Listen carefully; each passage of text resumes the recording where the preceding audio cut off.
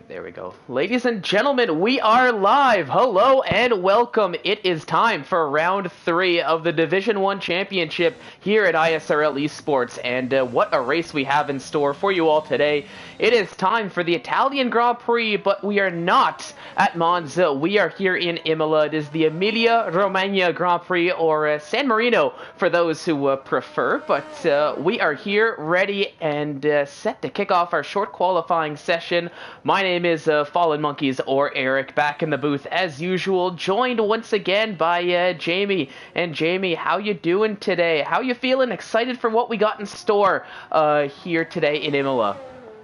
Yeah, very excited indeed. We had our last race in Imola about 2-3 months ago, and that was a good race, so hopefully I'll provide some good action around here tonight. I've got loads of drivers out of the track edition. Looks a bit dull out there, not a full sunny track, so we'll see how the drivers manage these track conditions and these early parts on qualifying, getting those bankers in and get a feel for the track as well, because this track is very difficult. This 4.9km circuit can be very, very difficult, especially around in the middle sector. In fact, all of it's very difficult because it's so easy to lose a car with the uphill, downhill section as well. And also, the first 3 corners you have to get absolutely spot on, because otherwise you'll end up spinning or invalidated or completely messing up the lap altogether. So, got to be very careful around this track. But you want to be very quick. You want to tackle all the corners. You want to attack them, get the best exits out of them, and we'll see what happens here tonight. Yeah, and first up to take on a true lap is the 2-time race winner so far here this season, Ariel Nathan, who's just attacking the first few corners. You can see taking a little bit of curb here through the first few turns, looking pretty clean. Now this next set of corners, always one that troubles me here. Looks like Nathan handles that pretty well. Down into second to get the rotation here through that corner to start sector 2 quickly on the power. Up into 8th. Now you're going to come up to a very high-speed corner, break it around the 25-meter mark there from what I can see quickly on the power around, and this will make or break your lap here. A little bit of a funky exit. You're going downhill and quickly uphill here, but no trouble at all for Nathan, as he's really just got the chicane and 2 corners to go, taking a lot of curb through the chicane, exactly how you want to do that there to maximize your line and quickly get on the power to exit. Now only these 2 final corners remaining. In the 3rd, you can go up into 4th here for the final corner. Just a little bit of a lift to get that rotation in. Quickest line to the line, and to kick off the session, it's a 1:14.430 for Nathan, and all in all, at least from what I could see, not a bad lap at all from Nathan there as he takes P1. Very decent back lap there from Relentless Native, 40.4 there. So let's see who else we've got left across the line. QVR Campbell takes provisional pole with a 40.1. That's a fantastic lap for QVR Campbell. Got a bit unlucky at the Spanish Grand Prix as Calvin and AJ slotted to P3 and P4. But Campbell had the pace up there to be at the top, but sadly stayed out 1 lap too late and cost himself a punch as well. Talk about staying out too long. Giroud Vizza also in Spain stayed out a bit too long. He did catch up towards the end and he claimed the podium, but he was too far away. So let's see how his strategy works out tonight. As somebody else is just moving. Comments list on the medium compound tyres and P6 there also on the medium. He's quite a second away from Giroud. Giroud being the highest medium running 40.7. That's a decent first lap. Dan in P3 but a 40.4. Only a few hundreds away from Nathan as well. So we're getting those times in initially. Let's see what else other people do around here. Yeah, and as I'm going through here, I'm going through the laps. I'm seeing a lot of invalidations so far from a lot of drivers, and speaking of, Izad Kush on your screen right there had an invalidation, and you can see shaking that car. He's not happy about that at all, as it looks like I think it's Sector 2 and the chicane seem to be causing a lot of issues here. Mark, meanwhile, across the line, and sets a 15.4, a little bit off the pace compared to his teammate, as they're both on the medium tires here. Now, I'm seeing a couple drivers here opting for a set of mediums early on. A lot of the drivers favoring that set of soft tires. Now, I don't think... I mean, the softs weren't really all that bad. About 10-12 laps here around this track from what I could see. I don't think tire wear's too much of an issue, although the game does like to give a 2-stop. But Jamie, what are your thoughts here? Do you prefer... do you think most drivers will be trying that 1-stop, trying to eke that out? Or do you think most will just commit to a 2-stop here and play it safe? arranged here 2 days ago, and I can definitely tell you it's a one-stop strategy. It's soft to medium, or medium is soft alternative, but safety cars can also play a massive factor. We saw that last year as well, when the late safety car came out. So we'll see then what happens, and we've got Wild to make his way around the final corner, hooks up the final two corners very nicely there, and we'll see him cross the line momentarily, and it's a 40.0. Wow, almost in the 30s there for Relentless Walter, so that's a fantastic lap time. He also was in that fight in Spain between himself and Nathan there, so let's see if he can improve. Can he try and take the victory away from Nathan as he tried in Spain, but the tyres just faded away too much as he was in a battle with Mark and Nathan, and Javoon cashed up as well on those fresh medium compound tyres. Isai Kush up into P1 with a 30.9, so you can see the top two there doing 2 laps on those set of tyres, because obviously on your first lap they made a mistake, so tyre wear's not too much of an issue around here, so obviously you can go for that second lap, just cool down the tyres. Obviously you can't go for consecutive lap tyres due to the tyre temperature as well. We've got Piers making his way around the final corner now. That's Tinkan, sorry. Yeah. Got Tinkan making his way around the final corner. I'm used to seeing Piers the Alpine as Tinkan goes up into P11 at 40.8. Yeah, now you've got Pease coming around the final corner in that Alfa Romeo here in ISRL as he goes ahead and sets a 1:18.7. So I think a banker lap here for Pease, to say the least, is might be going for a bit more of a lap truer to his pace now. But of course, from Isaac Wouter, still some very good laps here, right around the 114s. Isaac Kush breaking into the sub 114, so a little bit of what we'd expect here from the defending champion. But you can see lots of close lap times here throughout the essentially the top 6 here, top 7. I mean, even top 8 as I'm just continuing to look at the times here. So I think it's going to get closer. We might see a couple other drivers challenging for that sub 114 here, possibly even faster. So I think lots of room for improvement, lots of changes here in the order to come, as there's still lots of time here in this session, about 10.5 minutes to go. But we'll see how all of this is going to play out here for some of these fast drivers. And already QVR Campbell looking to improve. Goes purple in Sector 1, takes off about 7/100ths of a second from his time. So as he's going through the ever-challenging Sector 2, well, I mean, I'll be keeping an eye on him to see what he can do, and if he can put that lap together here in his second time around on that fresh set of softs. I was flicking a ball with other people. Jordan starts to his final lap. He made a mistake with that turn 2. He took too much curb and lost the rear, but it did hit the wall, so he backed out that lap. Piece where QVR Campbell just exited, invalidated that lap, but QVR Campbell has backed out, so he decides he don't want to finish that lap. I didn't see him make any mistakes there. He was up in that middle sector, so I'm wondering if he thinks he can find more time. Then you can see him just slowing down, cooling the tyres down, because it's at the last sector where all the energy has been put in, so he's just trying to cool the tyres down, ready for his next lap. I've not seen that before, but interesting there from QVR Campbell. Nathan's gone round to set another flying lap on his out lap. Yeah, must have not been too happy with it, as I mean, you saw what I saw there. He was a tenth and a little bit up, but I think maybe he felt he could have found a little bit more. Maybe he just wasn't happy with the way the lap played out in total, so decided to abandon that lap. So we'll keep an eye out on him. You've got Nathan also running a lap, as we'll see where he's going to stand at the end of Sector 1. 5/100ths of a second quicker, so about on similar pace. So he's going to have to find a little bit more through the final few sectors here if he's looking to improve from that P4. Gary just starting a lap. Dan in the middle of a lap in the Ferrari as he's running in 6th. This whole group of drivers in that 114.4 looking to improve, as it's just going to be a bit of a shootout here, I think, to close out this session, albeit still a bunch of time remaining, as I can see. But Dan, 0.3 of a second faster than his previous times, so he's on 14.1 pace. If he can just nail Sector 3 here, could be on track for a sub 114 if he gets it perfectly. I'll keep an eye out on him as he's coming around the final few corners. Meanwhile, Jerome smashes that sub 114 with a 113.6, so he's looking very fast here in that Red Bull. Dan only 5th fastest here, so 114.1, so it was an improvement, but not enough to break into that 14 flat or sub 114 here. Wow, to get us a time on the board.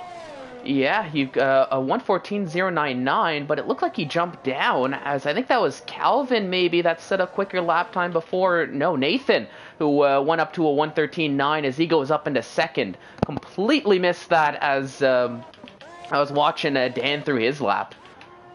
QVR Campbell made a mistake coming out of Akram Minerali out of that double right-hander. He had a snap of oversteer up that hill section, so he lost a bit of time. He might as well stuck with his first lap because he gained about a tenth, and in the second lap he lost about 300. And he was running in line of stern behind Nathan as well, so he lost a bit of time behind him as Nathan went on to improve. And QVR Campbell dived back in the pit lane there, so he should have stick to his first lap. But we got Mark then making his way around the final corner as he sets a 40.3 and pops himself ahead of Carl Mensless. Carl Mensless up there as well in P9 doing a good job in the Williams there. And that was, sorry, I just caught Gary there as I was going through, taking a little bit of a spin on that. I was talking about this corner a little bit through the flying lap. You go down the hill, take a bit of a right, and going back up the hill really unsettles the car there. And XL Gary putting that in prime display there for me. But through all of that, Wouter, he had an invalidation, so that first lap wasn't going to count. So he might be going again here on a second lap, looking to improve. Zach Kush, meanwhile, running down Sector 3. He's a tenth of a second faster through Sector 2.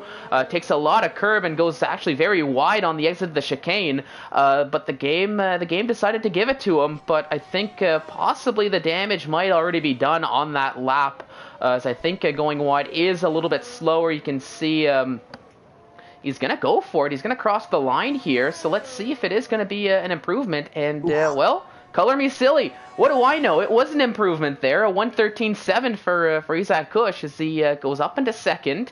And about a tenth of a second off of the provisional pull time from Jerome there. Yeah, Isaac Kush doing a good job, and he would love to improve despite his difficulties in Spain. He didn't get really a lap time after he crashed in qualifying, but he's up there in P2 now. We've got Wilder making his way around the corner as well. He improved slightly in the middle set, so let's see what his lap time is like as he makes his way across the line to go up into P3. It's a 30.7, almost a few hundreds away from Isaac Kush there, so the times are getting very close and faster as the track evolution starts ticking and the track gets faster, so we'll see the times get ever so faster. But Javuvas 30.6 currently on pole position, and somebody total P's up into P4 with a 30.9, so he sets a decent lap time on the board there. Up to P4 he goes. Yep, and a very good lap time from Pease after that first banker lap that he had set on those 2-lap old soft tires as well. So it seems to be a bit of a reoccurring theme that we're seeing here in Division 1. That sort of like what you were saying, Jamie. Tire wear really isn't much of an issue, not too much of a worry here. As far as this track is concerned, so drivers, a lot of them feeling confident they can take that extra qualifying lap, and it seems to be working for them. Just getting the tires worked in a little bit more, knowing that the wear isn't going to be too much of an issue, and it's proving to be beneficial for some of the drivers, example Wouter and Pease. Nolan, meanwhile, crossing the line here up into 13th, a 14.5, so that's an improvement for the McLaren driver here. Who else is on a lap? AJ Jordan was on a lap, but about 3/10 slower. Let's go up to Jordan. He's 6 seconds faster, but a 16.1. I don't think that was a true pace from Jordan there. But actually, Sector 1 is slower for him, so I guess I might have misread there. I don't know if there's going to be an improvement there unless he can find a lot more time through the Sector 2 and 3. Let's see, Feral Fury, as he's approaching the end of Sector 2, that's 2 seconds slower than his best time, so I don't think there's going to be much improvement from Feral Fury either, as they're going to remain where they are here in the order. I don't know why, but doing a second lap, then a first lap around a track like this and other tracks where tyre wear's not so bad, it just seems better than doing your first lap. I'm not quite sure why. It's a recurring theme here as well when I had my race 2 days ago, because I messed up on the first lap. I went for a second lap and just nailed it basically, so I'm not quite sure what it is. Maybe it's just the confidence booster in the second lap or something, where you know you need to improve and make it even better with that pressure getting in as well. So yeah, the second lap always seems to be better than your first, especially around Emilia, Austria. Where else could be one? Japan as well. Brazil, but Brazil's a common one as well because tyre wear is not an issue whatsoever. Places like Spain, Bahrain, Abu Dhabi, you don't want to be doing 2 laps on the same set of softs. I mean, I think the tire wear definitely does have a play in this, but I think another reason, just to go off of what you're saying, is I feel like this track's sort of like some of the others that you had mentioned. They're tracks that you kind of need to find your groove for, right? So that first lap, you get your out lap in, you get your first lap in, just kind of get a feel for how the car, how the setup, how the tires are feeling on this run. And then after you get that first lap in, then like you said, the confidence shows up. You're feeling, okay, I can I can get on the power early in this corner. Okay, this corner I might need to let off a little bit. So you can put it all together on that second lap, which does bring out that improvement. I think that has a little bit to play with it as well. But I mean, of course, what do I know at the end of the day? Yeah. But I do think a lot of it does have to play, at least from my personal experience here with the game. But if I'm looking back to the action as I was watching Nathan take his lap, he's not happy with it as slows down, and he's going to go for another one. 14.8 was that lap time, but you could see the slowdown. He was on pace to go a little bit faster, and crucially, he's got his teammate right behind him, just out there. I think maybe helping out Coxey to give him a little bit of a tow as Coxey's starting his flying lap here. But down to the nitty. Sorry, what were you saying? I was saying anything, but I got this chance. Chivuvaza on his flying lap messed up in the first corner, taking too much of that curve in the rear, just slided, so he compromised his entry into turn 2 and turn 3, so he has to back out of that lap and go for his last lap the next lap. Dan, meanwhile, in the final corner, is improving by a few hundreds, and he makes his way towards the line, and this lap time for him, P4, that's a good lap time, 30.8, he improved by 2/10, so he found a lot of that time in that final sector there where he may struggle before, so good lap time to put on the second row there. So a lot of people on their last flying lap or the second flying lap will see Isak Kush has retired, and where's that? That's turn 3. We saw a safety car there last season. That was due to Mark crashing out later in the race on lap 29, I believe. So Isak Kush may have lost traction there, or hit the curb, lost the rear and hit the wall, so that's a shame for Isak Kush there. His P2 could be threatened because the times are so close. Yeah, I think it must have maybe hit the curb a little bit, possibly too quick on the power as well, and just unsettled the car just that little bit too much. The wall approaches very quickly on that right hand side there. So I think at that point a bit of a passenger from Izat, as that's the end of his qualifying session. Still, though, was in second as qualifying kicked down. Wouter crossed the line as he goes up into second, knocking Izat down into third. But crucially, though, for the Mercedes driver, he did have a time set, and a decent time at that. So it might not hurt him as much as we've seen in the past. I think it actually was last week or the week before that there was a crash out or a quick DNF, and he hadn't even had a lap time on the board. And starting from 19th, definitely not ideal. Pease was unable to improve, though, as he's going to remain in P6. Dan not improving either as he dives into the pits. Nathan will not be improving as that's an invalidation and just letting people by here. So unless somebody can really pull a lap out of a hat here, I think Giron's not locked in that pole position. Carmentelis definitely will not be improving here from what I can see. 17 seconds slower there. So I think that's going to do it here for this qualifying session, and it's going to be the Red Bull of Giron who will be starting from P1 in pole position with Wouter on the front row of the grid alongside him there. Much better qualifying for Isak Kush. He crashed out at Q1, so it's not long qualifying. He crashed out in P18 there, and he's up into P3, so that's helped him with mistakes there. And Dan up into P4 as well. Like, very good performance there from Dan. It's nice to see him up there on the second row alongside Isak Kush. So let's see what he can do during the race. And everybody in the top 10 of the softs. AJ in the prime position to start outside on a brand new set of tyres, which preferably he'll go for mediums to softs there. Mark down there, P12, he was inside the top 5 in qualifying his favour, but sadly he's down in P12. Made a few mistakes there, but it looks like a lot of people made mistakes in that final one. Maybe the pressure getting them to a bit too much and making mistakes as the nerves start to go up. Yeah, gotta be. Just trying to squeeze out those those final tenths of a second, just extending curbs a little bit too much here for some of these drivers, and I think that might have played an effect. But you can see how close it is here. But Jerome on pole P1, Wouter, Izat Kush, all within 1/10 of a second behind as far as the time is concerned. This is going to make for a great start with Dan in fourth, about a tenth and a half behind the pole sitter. Campbell rounding out the top five there. A good lap from him. Pease, Nathan, Calvin, Carmentalist, and XL Gary rounding out the top 10, all separated by about half a second here.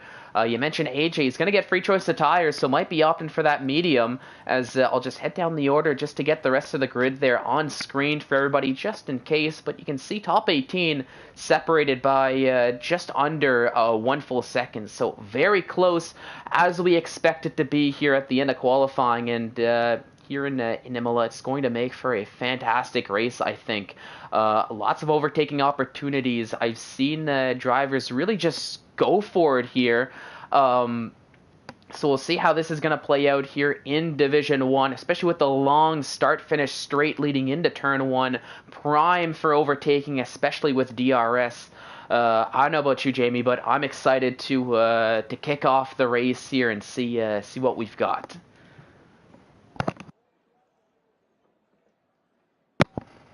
And a quick setup between the qualifying and the race, as we tend to see in Division 1. Drivers just ready to jump right into it. Don't need too much time to figure out the strategy. I think they've all done their homework long before that. But as the timer hits 0, we've got the one red light. That is turned off. We are set for the formation lap here as Jerome leads them out for the slow lap here before 32 fast laps, hopefully, around this circuit. Looking at the tires though, top 10 all on the softs as expected.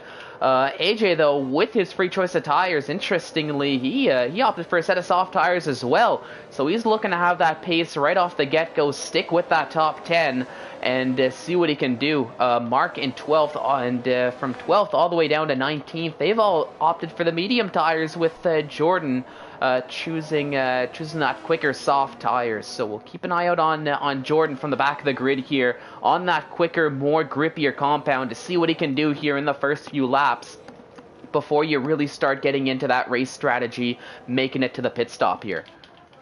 Can we see a different race winner this weekend, because we saw the first two being occupied by Nathan, who's starting in P7, so it'll be more difficult for him. So who's going to win at this third Grand Prix? Can it be Jeroen, Wouter, or Isa, or anybody? Let's see if we can. This track, long straight, DRS can be powerful around here as well, and you can get your opponents into turn 1. You don't want to go really side by side into turn 1, turn 2, and turn 3, because obviously you saw the real life event with Max and Lewis making contact there. It's too tight throughout there, and obviously you got those sausage curves. So if you ride those curves, you compromise, just like Perez did with Sebastian Vettel on turn 2. Those sausage curves just catching him by surprise, and just therefore allowing Sebastian Vettel back through. But let's see then who can get the run down into turn 1. If you're the car ahead into turn 1, just get your nose ahead, brake later on the brakes, then that's your track position. But all the drivers then lining up on the grid. We're about to see a 32 lap race around Imola. Yep, I'm excited. I hope you all are too, watching from home or wherever you do watch the ISRL Esports races here. But as the final few drivers coming around the final corner, taking their grid positions, who's got what it takes here in Imola on this cloudy afternoon, very similar to what we saw in qualifying. We'll see if that affects the track temperature, affects the tires a little bit here. But there we have it. The drivers are set, waiting for that final cue here for the 5 red lights. I'm itching to get started here. I'm itching for the kickoff, and here we go. Up to 1 light, 2 lights, 3 lights, 4 lights, 5 red lights. And the lights are off, and we are racing here in Emilia. It's looking to be a, well, here, if I can get a better view, a very good start from Wouter, as Dan going up into second as well, as drivers battling for position. It's going to be Wouter leading into turn one, Dan and Jerome side by side, and Jerome, I think, getting muscled out of that corner a little bit, as he's slapping that car all over the place. A horrible start for Jerome, as he's down in P6 after qualifying in P1, but Dan getting a jump. He's up into second, QVR Campbell in third. We've got a yellow flag here, as that's Calvin who's down the order. Rotation, I think, had a bit of a moment as well, but Wouter getting the jump from P2. He leads the way here through the first few corners, and he's already starting to build nearly a full second gap here, and we're not even at the end of the first lap so far. Dan's got off the track and he managed to regain staying in second place, but what an interesting start there. Wouter getting a launch and getting ahead of turn one, ahead of Giroux Vizor. The Giroux Vizor just getting compromised with traction. He hit the curb into turn one. Isa Kush was in the wrong place at the wrong time. He didn't have a bad start, he was just boxed in because Dan went around the outside and Isa Kush couldn't do anything about it other than avoid Giroux Vizor almost losing the car. So Giroux and Isa Kosh there being costed by that mistake, and sadly for Isha, he's been in the worst place out of all of them, being in P11 then. So we've got 1.4 seconds now. Sorry, Isaac Kush having to take a pit stop as well, possibly some damage to that car, similar to what you had mentioned before, maybe due to the box out, some braking zones. I'm also seeing Calvin, I think, having some issues with his car, as he's way back in the order there. He might have to take that car into the pits. We'll keep an eye out on that. But Wouter, already a 1.5 second gap. He's pulling, at least so far in these early stages, a bit of a performance of, I mean, a Sweet Crown level performance. They are the same driver, of course, but we've seen that where he just takes the lead and just runs away. But we'll see if Dan, he's got a lot of pace. He should be able, hopefully, to creep up here as this race plays along. But, oh, and that was Campbell, I think, went for a bit of a spin as Pease is up into third. Campbell continuing to fall down the orders. Everybody's so close together. An unfortunate mistake for QVR Campbell, as that spin sets him down to P13 now, as he's going to have a long ways to go to try to catch back up to that pack.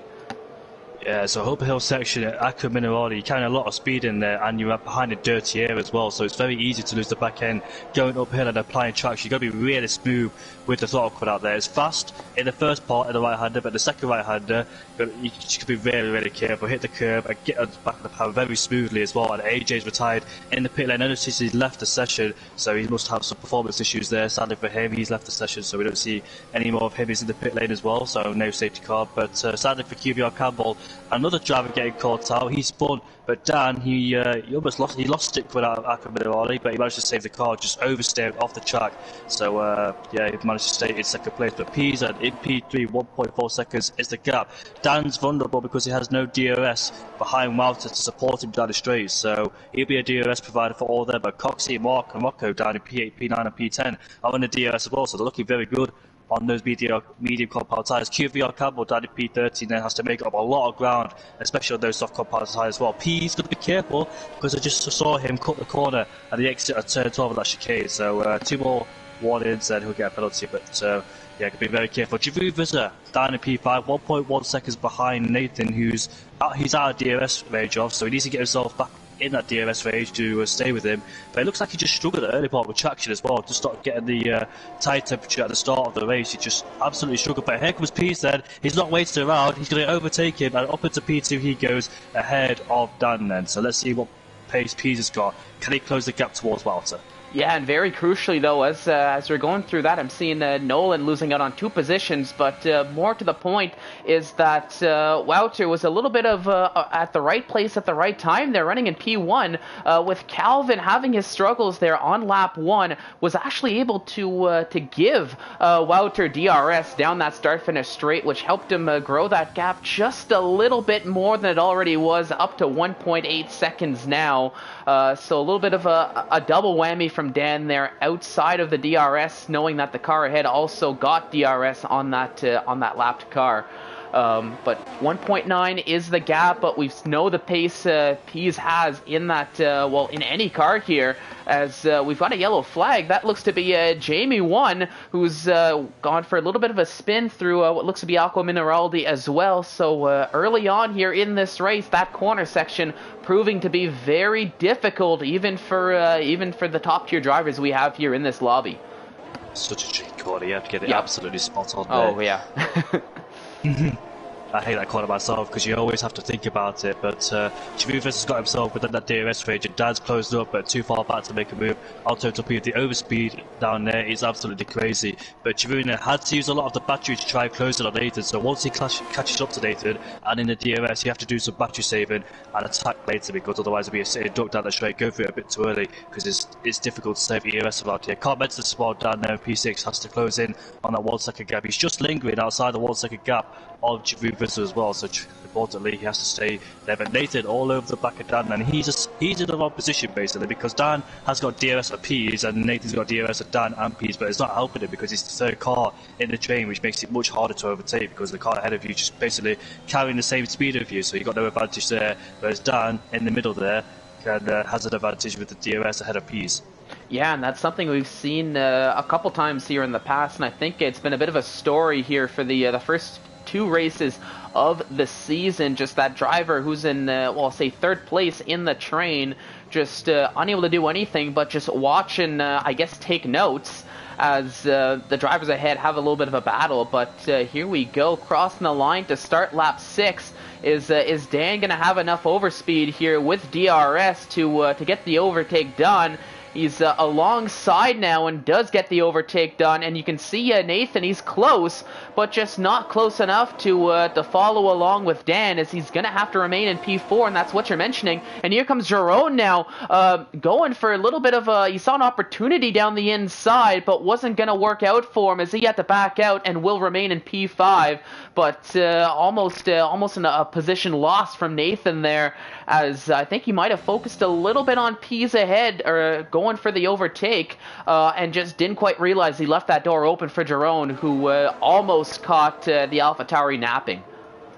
Indeed, and earlier on when that was happening, Rocco overtook Mark for P9 as well, so got a bit to turn on. That's a good move there from Mark. Looks like Javoon has regained his form, so that's good to see now. He's in the fight for the 2nd place now, because Wouters just pulling away, because obviously he's pulled out 1 second range of DRS, so it'd be more difficult for these guys to close it, because Dan, whoever's in 2nd place, has to focus on the guys behind him rather than front, because he constantly overtaking and defending, so therefore it's allowed Wow to just pull away, and 2nd place has to focus on the guys behind. But is anybody close enough on this straight to try and make an overtake as well? It's Giroud. None of them are close enough to make an overtake on each other.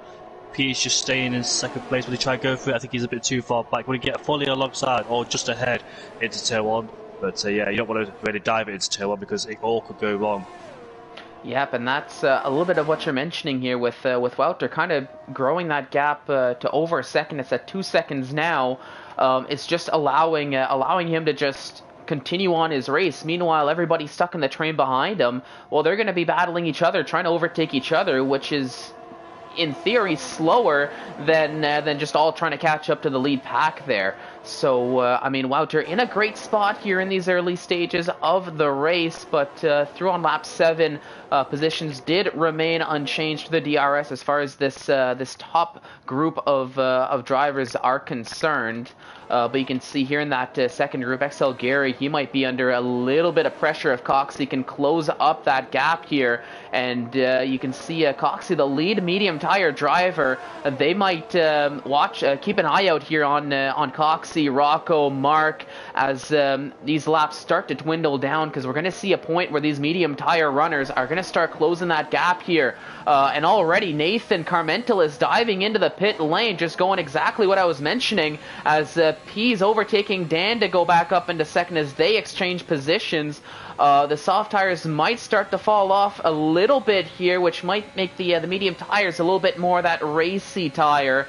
And already for the likes of, like I said, Nathan Carmentalist, they're getting off early. They're putting on a set of mediums here a little bit earlier than what I was expecting. I was thinking maybe lap 10 would have been that pit stop for the softs. Yeah, but I think they had to pit early because Nathan and Carmental was just essentially just stuck there. So they couldn't really wait it out because Pease, Dan, and Giroud could have also pitted as well on lap 9 or 10. So might as well go early, try and get at the undercut, and try and get ahead of these drivers and not getting that trade. So that's what they've done. So they've crucially rejoined in a bit of free air for Nathan. He's got 3.7 seconds to Jamie 1, who's behind rotation as well. So a bit of clean air for Nathan to just settle in and try and drive through the gap and see what he can do. So one of these guys will respond too, because you don't want to be in that the train there. But look at that, Pease had closed in 1.3 seconds. The gap was like 2 seconds, that was 1.3. So Pease has actually closed in a lot.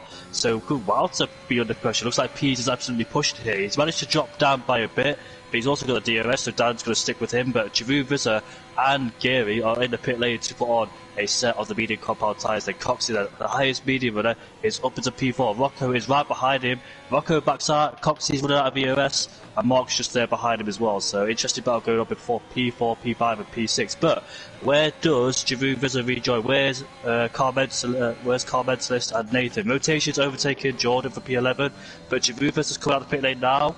And where is he? Yeah, he's going to be behind Nathan. But crucially, crucially for Jerome, he's ahead of Carmentalist, but behind Nathan here still as, that was Rotational, had a bit of a moment there, as he's going to get back on track. But, so for Jerome, he, I mean, it was a good call to take that pit stop just one lap afterwards. I think, reacting, to what we saw Nathan and Carmentalist do. It did work out for him, but for Carmentalist, he's now behind Jerome there, so not ideal for him, as I think he was a little bit slower on that extra lap.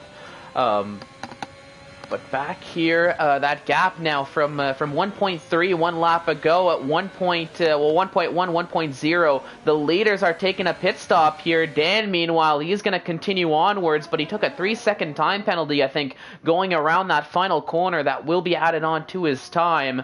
But you can see the medium tire runners here having a little bit of a battle. XL Rocco and Coxey exchanging positions as that's the Ferrari up into second. So for the moment, the Tifosi must be loving this. Ferrari 1-2 here on lap 10 here at Imola, which is of course an Italian Grand Prix. So I'm sure Ferrari absolutely loving this at the moment. Oh, Walter has rejoined behind Nathan, but he's rejoined behind Jameson as well in P9. He has to get past Jameson as quickly as he can, which he's doing now. He's going to go down the inside into turn 5. We go. Lovely move there. Stays on line as well. Javuva's trying to go around the outside. Ooh. Gets on the gravel. Here comes Total Pease.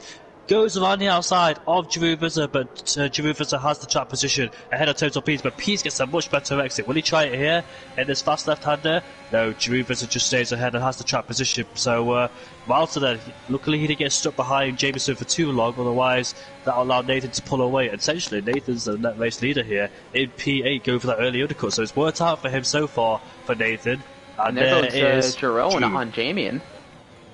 And P is unable to follow suit. So, I mean, Jamien, he has been create a little bit of a roadblock here. If you look at Jerome trying to catch up to Wouter. Now Pease, he's going to try to go around the outside here. Ooh, a little bit of banging wheels here from the two drivers, but sticking with it was Pease as he gets the overtake done. I mean, a nice little move there from Pease to get around, and you can see Carmentalist with DRS. He's got the overtake done as well. So Jamie, I think it's just the difference of the tires here. The fresh mediums versus 10-lap-old mediums is just the difference there between the two. But I mean, it was a good fight from Jamie and Pease there around that final corner, as that could have ended much worse for both drivers there. Yes, indeed. The battle at turn 7 all the way down at the final corner, it was so pivotal that Pease had to get past Jameson, otherwise it could have ruined him, because he's 1 second outside of Giroud's DRS, and Giroud is also 1 second outside of Wilder being stuck behind Jameson there. But I love it when these new mediums versus old mediums kick in, because you'll see a spicy battle going on, which we've just seen, and it can cost a lot of people time and essentially the racing. But Dan finally pitted then, and he presumably we rejoined down behind P-Top. He stayed out there unless he's found some pace in the Ferrari with clean air. We'll see where Dan rejoins there. Rocco, his teammate, takes the lead of the race, followed by Coxey, Mark and Tinkan in P4. So we'll see where Dan rejoins then as he puts on a brand new set of the medium compound tyres. And let's see then where he will join. We've got Nathan and Walter on the straight. Peace, that's the fastest lap of this race. And he's just coming out the pit lane now. Where's he going to rejoin? He's going to rejoin behind this group here. It looks like he's behind P's Carmentalist. Yeah, so behind Carmentalist was where Dan rejoined. So staying out a little bit longer. Didn't quite work out here in this stage as he finds himself behind this whole group of cars that had pit just a couple laps earlier. But, I mean, of course, for Dan, he's going to have slightly fresher mediums, assuming everybody does take them to the end of this race. So that could be a little bit of an advantage once we start hitting the latter stage here of the Grand Prix, and these mediums start to be a little bit more loose, a little bit less grippy near the end of the race. But you can see here as well, Wouter putting a lot of pressure on Nathan. The McLaren driver able to close that gap up to about 0.3 of a second, 0.4 of a second here. So we'll see if he can possibly keep it so he can go for the overtake here with DRS down that start-finish straight. Meanwhile, it looks like that group of 3-4 cars are closing up as well, but on board with Wouter, as you can see, he's going to head towards the inside, and I think he's going to get the overtake done well before the corner here, and that's exactly what happens. Wouter up into second, retakes I'll say the net lead of the race here for the moment, as he's up into seventh, as they're trying to close up to this I'll say this group of top 5, top 6 cars who have yet to take their scheduled pit stop, going a little bit longer there on the mediums. Nolan going into turn 2, bounced over the sausage curve, so it won't do his cars any favour. He's in a battle with Tin Can, but Jeruvas literally had 0% on the straight, so he was using all of the ERS to try and get himself back in the 1 second range of DRS, which he has done as well, followed by P's. Dan has overtaken Carmentalist for P11, so can Dan capitalise on those fresher medium compound tyres and essentially close in on this group of trader cars? So let's see what he can do towards the race.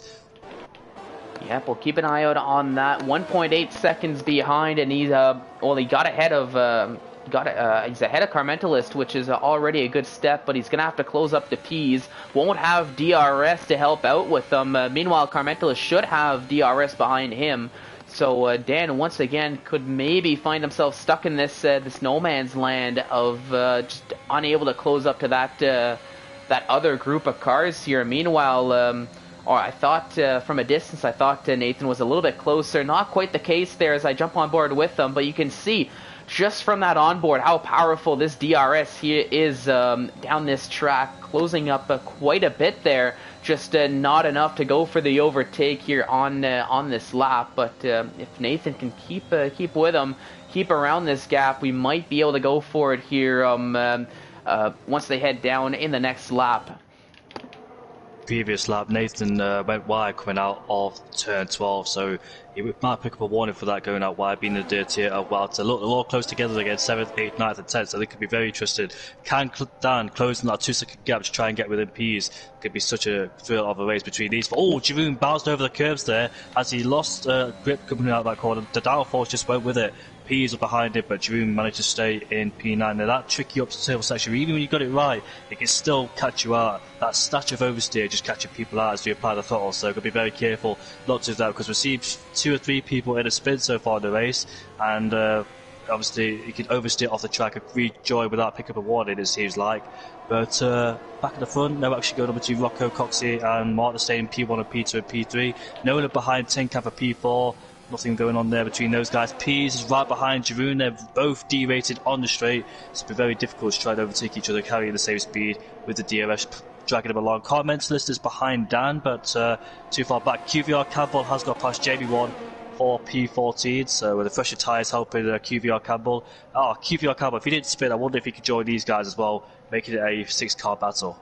Yeah, but I mean, crucially here, you can see Feral Fury. He might get involved with this battle, whether he wants to or not. As you can see, Walter right behind, and this might close up this group just a little bit more. Which, if Dan can just find enough pace here before they hit that DRS straight, could be a little beneficial for him if they're stuck behind Feral with those 14-lap-old medium tires. As they're going through Sector 3. I mean, this could, like I was saying, could be a little bit of a gift from Dan if he can just find enough pace here in Sector 3 to close up, 9/10 of a second. Not easy to say the least.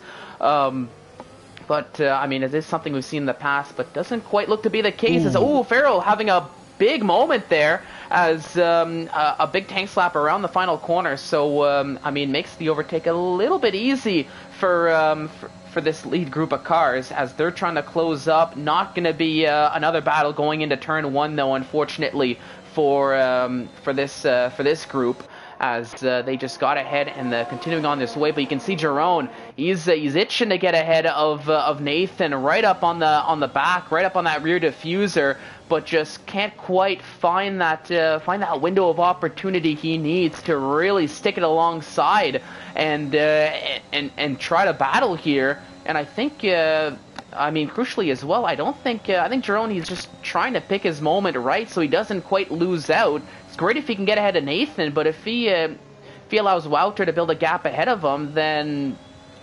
I mean, whether or not that worked out at the end of the day could remain to be seen. I mean, Pease as well, you could see he's trying to show Jerome he wants to go for it, but just not quite enough room to get the overtake done here.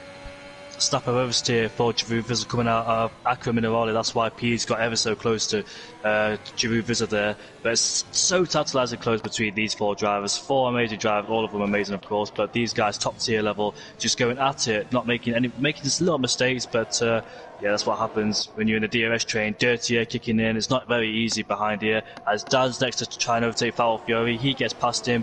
For P10, that was comments this turn, has to try and get past Foul Fury as quickly as he can so he doesn't lose too much time towards Dan. But I bet these guys were very nervous being behind Foul Fury on the older tyres, of course, because it's so easy for the other driver to make a mistake as they're carrying more speed in corners and essentially braking early as well because of those older tyres. So luckily for them, he made a mistake without the final corner, which allowed all 4 of them to go through. Total P is a bit harder because he had to go off the grass a little bit, but yeah, all 4 of them made their way through. And I'd say Wouter's got his teammate ahead of him. It's 5.3 second gap. I don't think he's going to close him enough because I think Nolan will go in the pit lane to change onto soft compound tyres in about 4 or 5 laps time. So the top 5 there go for mediums to softs and see how they play out towards the end. Yeah, I don't think. I mean, it's at 4.2 now, the gap between them. But I don't think they're going to be able to close up. But I mean, if they do, this could be a huge benefit to Wouter, knowing that he's got his teammate ahead, and maybe his teammate could get, I wouldn't say dirty work per se, but could maybe help him out a little bit. But meanwhile, you can see Jerome Jerome actually ahead of, Jerome ahead of Pease. I think Pease just trying to stick it around the outside. Oh no, but that compromises his line and actually makes him I mean, he loses out more than he gained there. Now down to 0.8 of a second. You can see that that lead group of cars a lot further than what they were there. A little optimistic, but I think P is he's trying to get something going here to not just essentially be stuck in this same train just over and over again up until the end of the race. So, I mean, you got to pick his time. He saw his opportunity. It just didn't quite work out for him there. As, I mean, crucially, though, he's been able to close right back up to that group. So maybe try again in a few laps' time once he gets a little bit more battery. Not much remaining at the moment here from Pease in that battery tank there. Oh, he peaked by 3 second time penalty at Acro Minerale at turn 11 there. So Pease then having some weight on his shoulders with that 3 second time penalty over his name. So look at Wouter's caught up to his teammate. I believe Wouter did get the DRS of his teammate. Nolan made a mistake coming out that final corner. So no, he hasn't actually got the DRS. But the thing is though, if Nolan wants to play the team game, he has to get out the way of Wouter. It depends if he wants to run his own race or not. That's fair. But if his teamwork, brand new set of tyres versus new, old, yeah, there it goes then. Nolan making it very easy for Wouter. Now, this is Wouter's chance to pull away, because if Nolan can hold up these 3 cars, it'll make life very difficult for Nathan, Giroud and Pease. That's the help of the teammates for you. Nathan now, where will he try it? Will he try it down at Torsa, down at turn 7? Goes down the inside? Nope. He has it covered on the inside, but going around the outside of Torsa, and Nolan has that trap position and stays ahead. Nathan with the fresher tyres, look at Nolan, he's doing absolutely everything he can to try and keep that McLaren ahead. They're all relentless as well. It's funny to say that, but Nathan just behind Nolan. I think Wout's pulled out a 1 second gap. Yes, he has. 1.5 seconds is the gap. So Nolan's doing a massive favour for Wouter, as Nathan, I think he has to go for it down at turn 2 because there's no way through. Unless Nolan makes a mistake here. Nolan places the car in the right places, of course, and it's absolutely frustrated Nathan because guess what? The gap is 2.3 seconds now, or 2.4 if you want to add Nathan's time. And obviously Nathan will have the DRS at the back of Nolan, and Giroud, Piers. I look at Dan in P10, he's actually caught up as well, and Car Mentalist. So thanks to Nolan, Car Mentalist, and Dan. And guess what? Nolan's in the pit lane, so that'll make Nathan more frustrated. But there's Giroud, so he's right behind Nathan, but Nathan has the DRS. Oh, he gets on the grass, don't do it. Oh, and there's contact. Oh, no! Crash. And a big crash from Jerome. Oh, no! And it's a yellow flag, and yep, as expected, that was a safety car that had come out. I'm sorry, I didn't mean to. Sorry, Jamie, I didn't mean to scream over you there when the accident happened. I would have done the same. Yeah, I was on board with Jerome as it all happened. As soon as the squeeze out there, just a little bit, I think Nathan just trying to close that inside line, maybe not realizing how close Jerome actually was. But unfortunately for Jerome, a worst case scenario is that was a big high speed crash, and has brought out the safety car here with 12 laps to go. And honestly, this might be a gift here for the likes of Rocco, Coxie, Mark, Tin Can. I mean, 19-lap-old medium tires, they might be right around their pit stop window here. Let's see what the leaders do. And yep, there we go, diving into the pits. They might have just gotten a gift here with that quicker pit stop. Getting to with Wouter right behind, diving into the pits. Nathan, he wants track position. He's going to stay out on those medium tires, but a lot of drivers in that main group decided that they're going to put on a fresh set of softs. So Nathan on the mediums, Dan staying out on the mediums. Everybody else though, everybody else from that main group, it looks like pitting for a set of softs.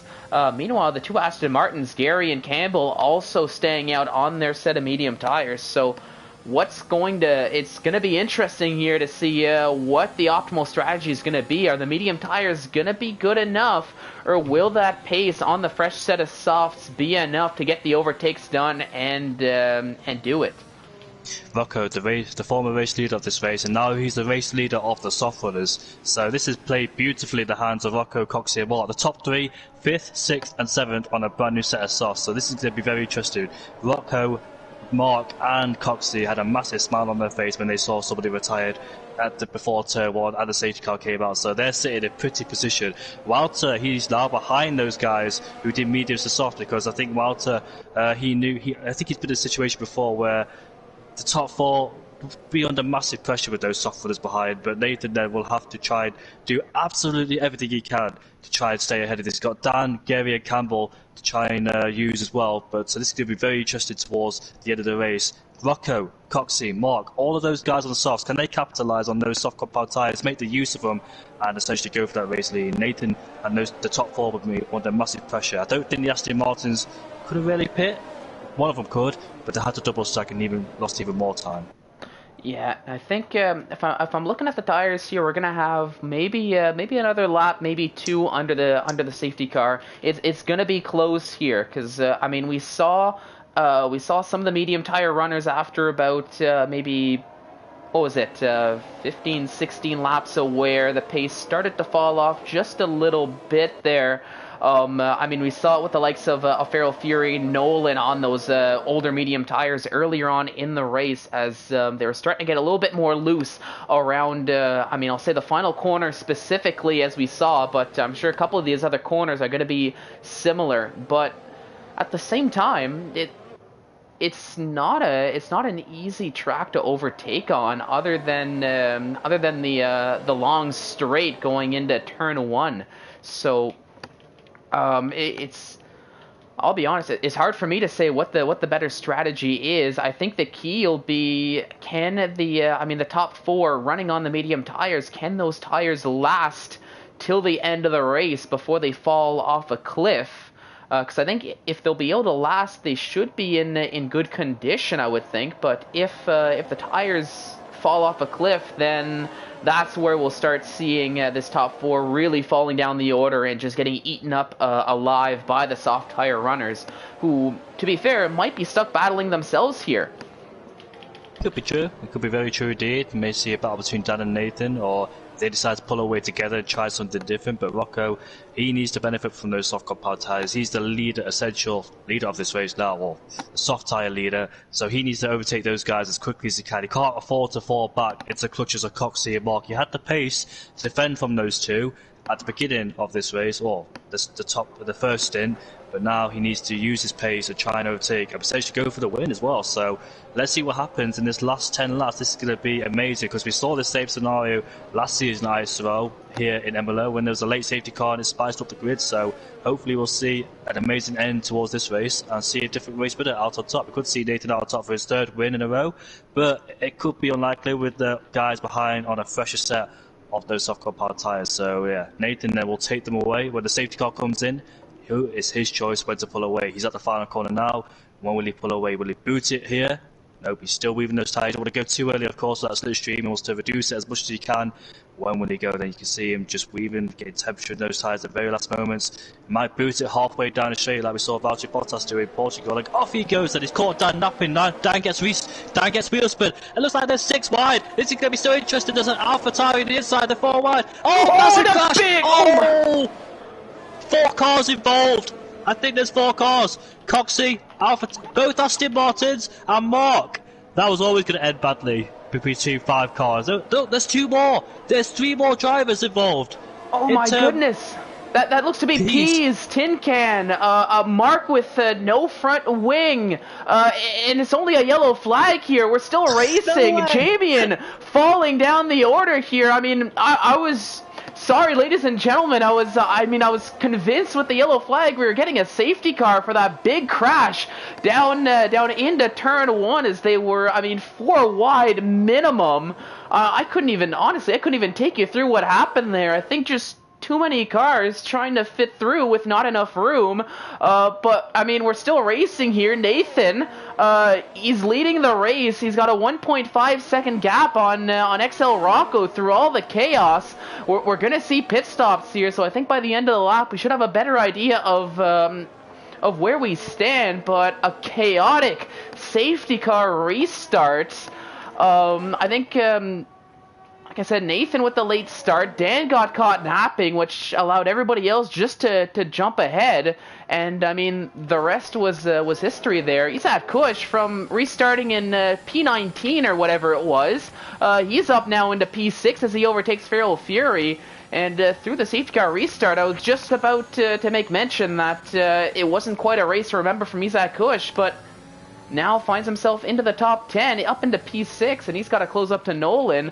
But, Nathan doing what he can here, trying to hold off on those 15-lap-old medium tires. But you can see XL Rocco closing up ever so slightly. 0.8 of a second now is the gap. Can we maybe see a Ferrari on the top step of the podium here as... can see, I think other drivers got caught up in that chaos, just saying enough's enough, and I think they're calling it here just a little bit early. Mate, I would love to see everyone's POV there. How on earth did XO Rocky make it out alive? He was in 5th place and he must have saw all of it unfold and saw the door open up like Esteban Ocon in Hungary. But what a massive crash. 3 cars involved, and Mark and Pease as well down at turn 2. There were 3 cars at turn 3 stationary, so I wonder what happened to those guys. 2 of them spun out in the gravel, and Dan was in the middle of the road at turn 2. He's on the medium compound tyres going from P2 down to P10, essentially. So that was that. If he didn't crash on the straight, it would have happened in turn 1. 4 cars going into turn 1, it just would not have made it out in one piece. But XL Rocky unscathed there, up into P2, and now he's right behind Nathan then. So can Nathan defend from XL Rocky? And it could be a massive struggle for him being on the soft compound tyre. So XL Rocky, let's see what you can do, mate. Yeah, we'll keep an eye out right behind Nathan. He's got Wouter there behind him for a little bit of pressure.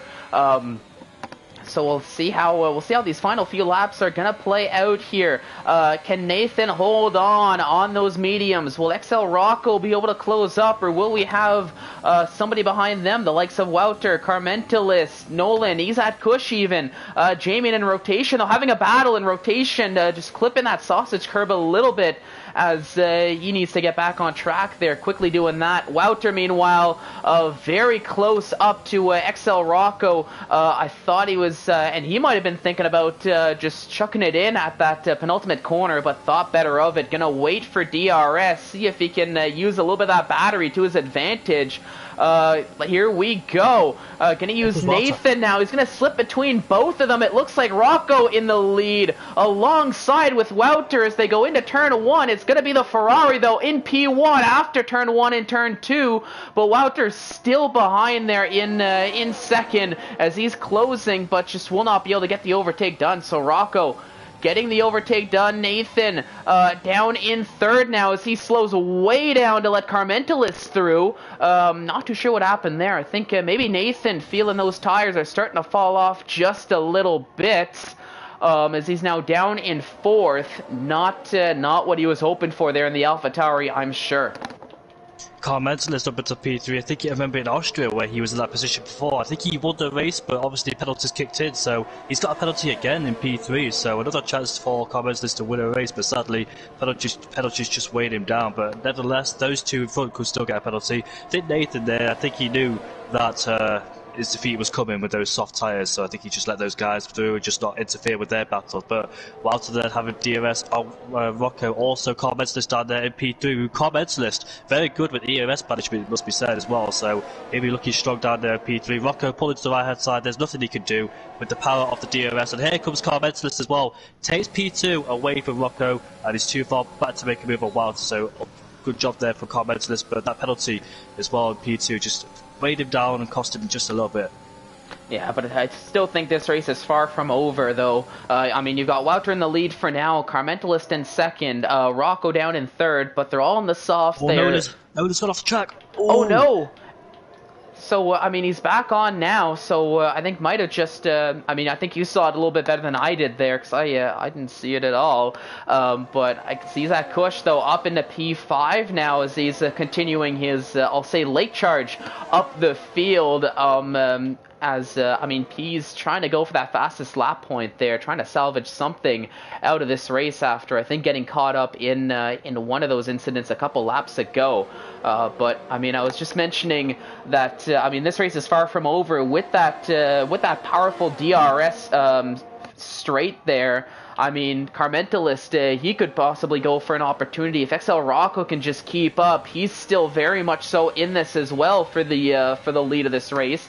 But you can see the gap starting to grow between second and third. Carmentalis, I think he wants to get a move on here as he is going to go to the inside and overtake Wouter to take the lead of the race for the time being.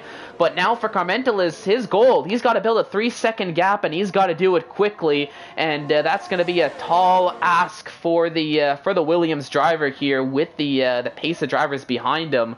We'll see if he's got it in him or if this is just going to be a little bit of a back and forth between now and the end of the race. XL Rocket, got to mention, he started down in P16 if my maths are correct. Yeah, he started down in P16, he's up into P3, so going very long on those mediums has worked beautifully when it all unfolded between Nathan and Jeruvas, and then obviously that safety car restart caused a lot of mess, but yeah, Rocco's done a fantastic job as well. Also, to mention, he was the lead of the race when these guys pitted on the soft compound tyres. He maintained the lead ahead of Coxey and Mark, so not to mention he's done a fantastic job so far, and hopefully he can get his first podium from start of P16. He'll be very happy with that. He's still in the DRS train of Wouter and Carmentalis, so anything can happen between these guys. Yep, anything can happen indeed. I mean, I was just looking at the position changes, up 13 positions there for Rocco. I mean, he's the biggest mover upwards here in the order from the start of the race to where he is now, albeit still a couple laps to go. But we're starting to get close to the end of the race. Carmentalis is able to hang on to that P1. Meanwhile, Jamie and getting ahead of Feral Fury with the help of DRS going into turn 1. A move we've seen time and time again from I think just about every driver at this point, making at least one overtake into turn 1. But Carmentalist, he's leading the race, but just hasn't quite been able to build that gap he was hoping for here. So I think he might be hoping to, hang on to the lead, but maybe limit the damage, hoping that somebody maybe makes a mistake, or somebody falls down the order just a little bit here. But I mean, this top four, they're all very close to one another here, all within DRS. So it's gonna be difficult here for Carmentalist with so few laps remaining in this Grand Prix.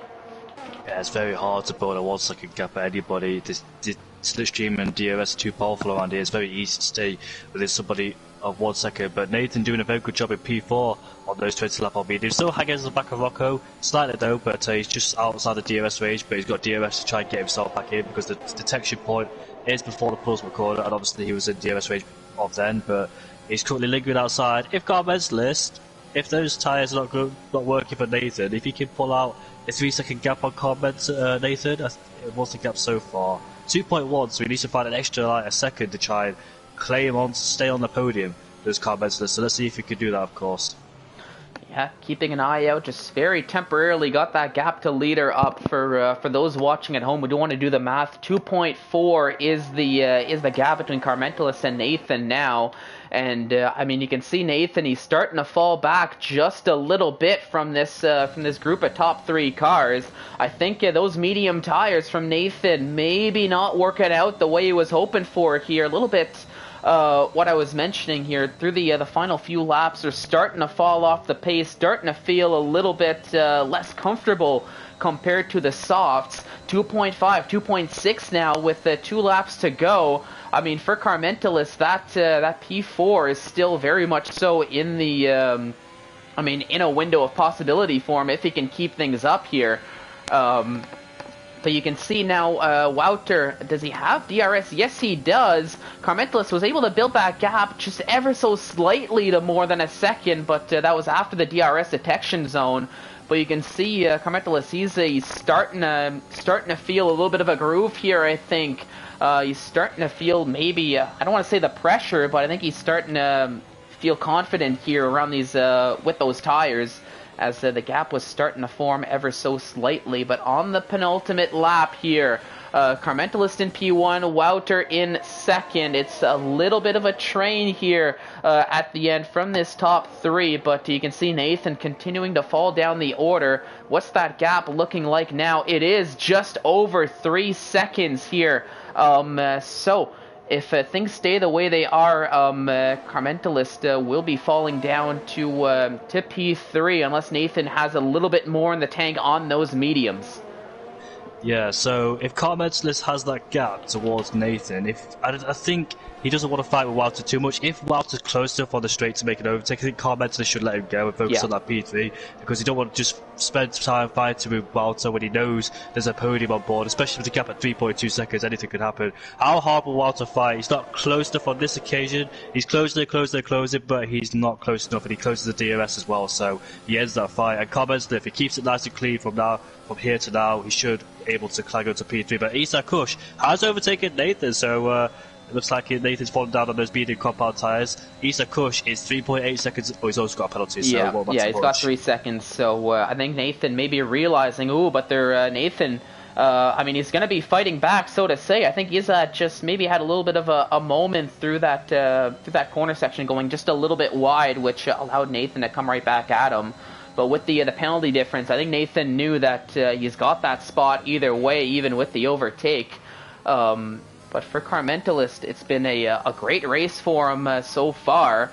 Being where he needs to be, at that unfortunate 3 second time penalty, as rotation takes one as well, that'll be added on to his time. Wouter, I think, like you mentioned, he closed the DRS well before the point where he could. I think knowing that he's got that position either way. Across the final or around the final corner they go, across the line at the end of lap 32 is Carmentalis in first on track, but it's going to be Ariel Wouter who takes the victory here. XL Rocco in second, and it is going to be Carmentalis who hangs on to that final podium position in P3. But for Wouter, he gets that first win on the board here on round 3, as I'm sure he's ecstatic about that. A Ferrari in second. They're loving that here in Italy. And Carmentalis, it's not the win that he was hoping for there on track, but still a podium for him, for that Williams team, and a fantastic drive from him as well. Congrats to Rocco and commenters there. Wouter, new winner of the season. Relentless Wouter. Nathan dominated the first two, not dominated, but took the first two. But Rocco from starting P16 up into P2, definitely my drive of the day. Keeping out of trouble, maintaining the lead on the first stint as well, and using those tyres to perfection to finish in second place. And comments as well, taking the lead away from Wouter. He didn't care that he had a penalty, he still went for it. But this time, unlike Austria, he managed to keep that podium, so congratulations towards commenters. Let's see if he can win the race without trying to get a penalty. I know it's difficult around here, and in Austria too, it's very easy to go out wide slightly and just pick up a penalty. But nevertheless, he's still got a podium and finished in P3, despite thinking started in P9. Yeah, P9. So Wouter in P1 ahead of Rocco. Commenters in P3 ahead of Nathan. Didn't work on those BD compound tyres. Isa Kush in P5 ahead of Nolan in P6. Foul Fury from P19 on the grid, up 12 places to finish in P7, kept out of trouble. Jamie Ward in P8. He spun earlier in the race, but comes back to finish in P8 from start to P17. Dan in P9, got caught up with that safety car mess. Rotation in P10 ahead of Jordan. Mark in P12 ahead of Pease. Calvin P14. It was a lap down the whole race. Do you know what? Being a lap down throughout the whole race, he did not retire. He kept going. So I want to shout out to him as well, because I know most people in that situation, including me, would have called it a day retired. So I want to shout out for Calvin just to stay in and complete the race. And Tin Can P15, QBR Campbell, there's your retirements, P15 downwards. Yep, and I mean, yeah, definitely a shout out to Calvin for sticking with it, knowing that, I mean, anything can happen, and I mean, as we saw, I mean, anything did happen there on that race. But I mean, for XL Rocco from 16th up to second place, what a drive from him there. I mean, he did. It does take skill. It takes a little bit of luck as well to get that to get up there. But I mean, Rocco had it all here with that P2. Wouter with a solid drive. Carmentalis from 9th up into a podium, but 9th up to P1 on track there. Still a great drive from him as well. I mean, honestly, just great drives all around for the most part. And we'll get some of the I'll get some invites sent off for the post-race interviews to see what the drivers have to say about that. I mean, I'll say very eventful Emilia Romagna Grand Prix that we just witnessed there. Let's get into the showroom. We'll get the podium in, see what they have to say. So bear with me just a couple moments as I get all of that set up, ladies and gentlemen. That is not what I wanted to do. Don't want to go to the item shop. Can I please exit out of here? So there we go. A little sneak peek into what we've got there in the item shop. In the meanwhile, here we go. Let's get these invites sent off to those who don't already have it.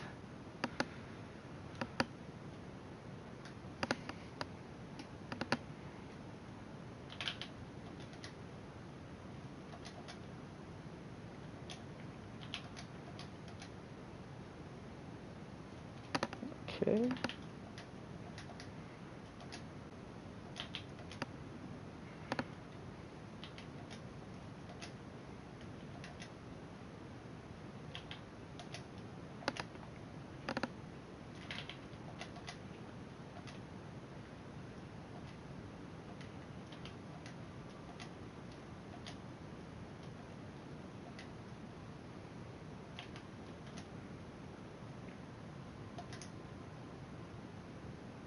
All right, so I got them sent off. Wouter, I mean, he's already got one here to get into the comms party. We'll get that race-winning McLaren on the screen here for the time being. But I mean, as we're waiting for drivers to jump in, I mean, it was a great race, a little bit of a chaotic race there, especially after that safety car restart. But I mean, what were your thoughts, Jamie? Like. I mean, last race in Emilia, we had a late safety car, and a lot of things happened there, but it happened again here in Emilia, so I was brought to point. It was a fantastic race. That 4-5 wide moment, that caused a lot of things, and I can't wait to hear these drivers' reaction, because Rocco was in P5 and right behind it as well, and Carl Mensis would have definitely saw that, and Marta as well, so they managed to avoid it, and I can't wait to hear their perspectives on it. Yeah, I mean, I can't wait for that either. I mean, my big memory from Imola last season was, I think it was Division 2, where we were just stuck under safety car for, I think it was like 9 laps, 10 laps. We had a glitch, safety car just kept going on until just the penultimate lap, when the game just forced it to go in as it normally does. Didn't quite leave a great taste in my mouth, but I think that memory is essentially history now after this race. And a little bit like you said, I'd love to hear what the drivers have to say about that. I mean, just like Rocco alone, just how he was able to make it through what, at least on my end, just seemed like a wall of cars just all coming towards turn 1, side by side by side by side. Oh, looks like we actually got everybody who jumped in. I didn't quite get the notifications though. So I mean, let's see. So here, Jamie, who do we want to start with? Do you want to go third to first or first to first? Yeah, sure. We'll go third to first. So I think Carmentalus, we'll start with you. Can you hear us at all? I can, yes. Can you guys hear me? Yeah, yes, I can hear you. So I'll get that Williams up on the screen here. Also, can I say, if your voice isn't allowed to be shared, just share it. Go to the party settings and scroll down. Should be all good, I think. Good. Awesome. So, I mean, I'll do my usual blib as I normally do, just to kick things off. So, I mean, from 9th on the grid to start the race up to what was P1 on track, a penalty did send you down to P3, but still a podium for you. But Carmet, let's talk us through it. What were your thoughts here on that race? It was a little bit up and down, I think, the whole way through that one. It started off pretty well, and then I got miserable, and then it got good again. So, yeah, the first stint of the race, I was quite pleased with my pace, actually, because traditionally the guys that out-qualified me are faster than me, just plain faster than me on regular days. So I think I got the maximum I could at quali. To be able to keep up with them in the first stint of the race, I was quite pleased with that. The medium stint wasn't as good, but I think without that safety car, I was on for like a net P5 or 6 in that race, which I was pretty pleased with. So yeah, really happy with the first half of the race. The safety car initially kind of ruined my strategy, and then, I mean, we all saw what happens. And I was, I think, more relieved than anything else. So, yeah, it was a bit of an emotional roller coaster that race was, but yeah, enjoyed it in the end. Yeah, and I mean, you mentioned there, and I mean, I gotta ask you, just like I'm probably gonna want to ask everybody here in this party, the safety car restart. I don't want to say talk us through it, but I mean, how was it from your perspective? I don't think I've ever seen anything like it. I knew Nathan was going to do a slower kind of restart, because you may as well, especially the strategy he was on. You kind of need to get everybody to get everybody racing into turn 1 so they can spread out a bit. So I wasn't surprised that everyone was bunched up at the restart, but I was surprised was driving side by side with Nolan and then seeing a wall of 4 cars facing the wrong way coming up towards turn 1. A gap just opened up on the inside and I snuck through, which was great. I'd like to thank Nolan as well for not making life too difficult for me in that situation as well, so we both got through. And then there was another crash coming out of turn 2 with the 2 Ferrari. I think Dan bounced off Rocco and then caused another pile up, and I just missed that one as well. I had to go onto the grass to avoid that one, but just missed it. And yeah, I don't know what to say. I would like to say probably thank you to Mark. He saved my race, so I'll PayPal him about 50 quid or something later on. All right, Jamie, anything to add to that at all? After that safety car restart, you had the pace to overtake Nathan and get ahead of Wilds as well. Leading the race, I know you had penalties, but I don't think you cared about that. But leading the race ahead of Wilds, how did that feel? Felt really good, actually. Yeah, I was really, really happy with my pace after that restart. I was kind of expecting, once Wouter passed Rocco, I was kind of expecting him to just drive off into the distance, but the fact that I was able to overtake him and then nearly drop him for my DRS is quite an ego boost, actually, for me. I'm quite happy about that. So, shame I didn't drop DRS. I think if I did drop DRS to Wouter, when I did, I think it was like lap 29, I was quite close to dropping DRS. If I had have dropped it, I think I could have gapped Rocco, maybe. But just wasn't quite meant to be. But I mean, I'll take a third. It's the second time as well this season I've won on track, so I'll take that. So yeah, I'm pretty happy. One in Austria, but I don't think you got a podium in Austria, did you? You just fell out. No, I fell down to 8th in Austria. Yeah, I completely blew that one. So this one's somewhat of a rebuttal for what Austria was. So hopefully next time I win on track, I'll actually keep the win. Also, the last few laps of that race, were you ever concerned about getting knocked out the podium with those guys still behind, very close? Yeah, I was a little bit worried. I think if Nathan was able to hold on to the back of Rocco, then I think Nathan would have been here instead of me. But his tyres were just too old by that point, and he couldn't keep up. So, and the only person that was close behind me without a penalty was Farrell, and Farrell just wasn't fast enough today to keep up. So the main goal was just to drop Nathan, and we did. So once I dropped the gap to Nathan, I wasn't worried. I knew the podium was secure. So it was just about trying my best to see if I could drop Rocco, which I couldn't. So yeah, I wasn't concerned about losing the podium. Congratulations on P3, mate. Hopefully, like you said, if you win the race next time, you have to keep it. Yeah, fingers crossed, hopefully. But yeah, thanks, guys. All right, so I'll get the Ferrari on here. Next up, we've got Rocco. So Rocco, firstly, can you hear us at all? Yep, you're good. Perfect, I think so. All right, so I mean, from what I can see, not quite a qualifying to remember from from your end at least, starting 16th on the grid, but running that reverse strategy, going mediums to softs, a little bit of a lucky safety car, I guess, kind of in the way for you, got you in that strategy, and definitely, I think, one of our biggest chargers here from 16th up into 2nd. Talk us through it. What were your thoughts here on that race?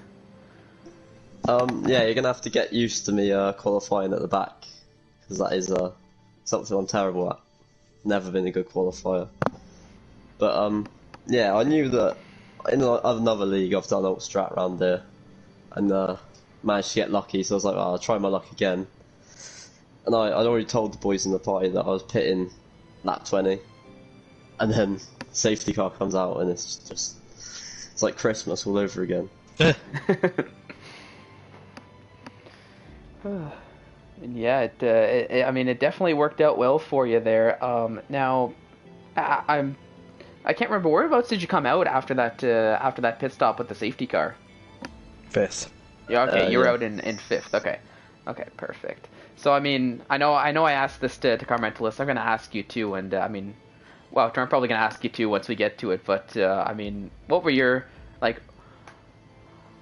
what were your thoughts after the restart there? You definitely benefited from it, so talk us through it. Yeah, I knew Nathan was going to be slow. He does it all the time.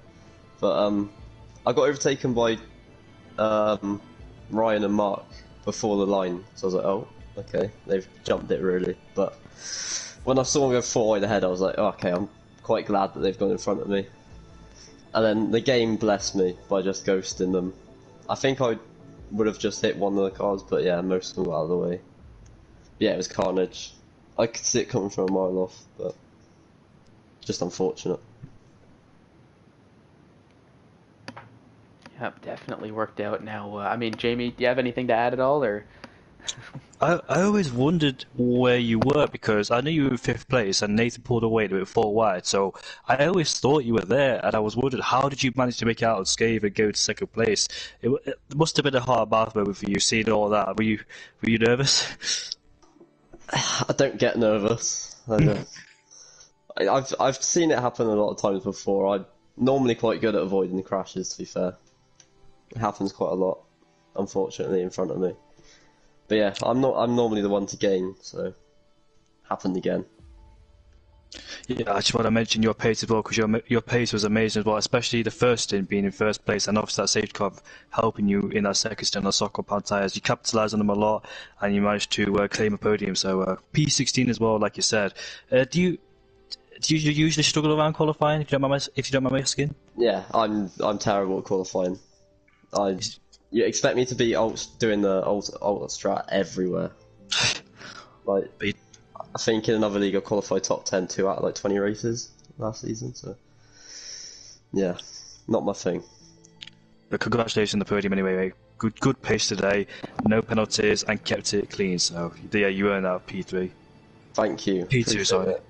Yeah, definitely made that alt strat work for you. Congratulations. And now, last but not least, Wouter. I mean, firstly, can you hear us at all? Are we good? Yes, I can. Perfect. So from second on the grid, I'll be honest, you had a great jump off the start, took the lead, had to battle a little bit, but I mean, made it work for you at the end. It is a win, your first win of the of season 6 here. Talk us through that race. What were your thoughts? Yeah, quite hectic. Start was good. I got a comfortable lead with like out of the DRS already, P2. So it was kind of calm. And then after Nathan undercut, we got back in the train, got ahead of him, and then catched up to Nolan, my teammate, and he helped me out a lot. I think if the safety car didn't come out, I think he would have helped me get that win there with the 2-second gap he gave me by just slowing down a little bit, clean, and with that he helped me, yeah, he helped me a lot. And then safety car came out, and it was a bit unlucky, but it worked out in the end. And I saw commenters have a penalty, so yeah, that I didn't want to risk anything at the end there. Yeah, and I know you. I mean, you mentioned it there with Nolan. I mean, pre-safety car doing you a huge favor. Was that something that you guys had kind of communicated, or was that just sort of Nolan just kind of being aware? Do you think? I think it's more feeling because it's we haven't spoken about any like helping each other out that much. We were teammates. We like a slipstream or something can do and shit. But I don't think we didn't communicate to do this on purpose or something. It just worked out today.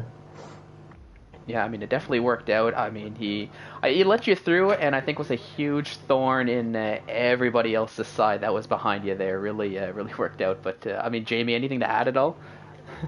Where were you at that safety car restart, mate? Were you close to the guys crashing? Oh, I had to go right through the middle of everyone like crashing out. I think I even hit. I think I got contact with a car that got spun around or something. I don't know what happened, but I definitely felt something straight after I went through some cars. After the first pit stop, you rejoined behind Jamie. How nervous were you behind Jamie? Because you knew that Nathan was ahead of him, and you had to get past him as quickly as possible. Not really. It's I knew he was on all the tires, and I knew I could have gone for a bit more risky dive. And yeah, he didn't fight that much, so it worked out. Yeah, pretty good for me. Just want to say congrats on your first win of the season, mate. You did a fantastic job today, keeping that edge up and keep it clean. Yeah, thank you. Yeah, you're welcome. Congratulations on the win.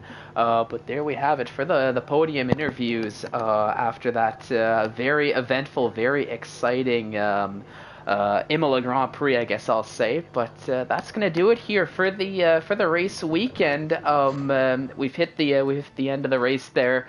But fret not, we will be back same time, same place next weekend as we take to Circuit of the Americas. It is going to be the United States Grand Prix, and we've got a little bit of a treat here for the US Grand Prix. We've actually got a sprint qualifying, so look forward to seeing that in action next week.